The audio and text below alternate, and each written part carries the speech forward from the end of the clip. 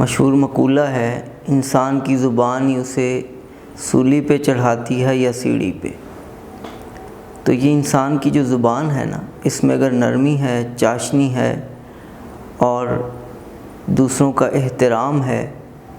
تو اس کے ذریعے سے انسان سیڑھیاں چڑھتا ہے، اور اگر زبان میں سختی ہے اور وہ دوسروں کے احترام کا بالکل خیال نہیں کرتا تو یہ زبان اسے بہت زیادہ نیچے لے جاتی ہے، لوگوں کی نظر میں بھی اور اللہ تعالیٰ کی بارگاہ میں بھی۔ حدیث مبارکہ میں آتا ہے، من یحرم الرفق یحرم الخیر کلہ، جو شخص نرمی سے محروم کر دیا گیا وہ ساری کی ساری خیر سے محروم کر دیا گیا۔ تو ہم نے اپنے مزاج میں، اپنی طبیعت میں نرمی پیدا کرنی ہے اور زبان کو شائستہ بنانا ہے، تبھی ہم لوگوں کے ہاں بھی پسندیدہ بن سکتے ہیں اور اللہ کے ہاں بھی محبوب اور مقرب ہو سکتے ہیں۔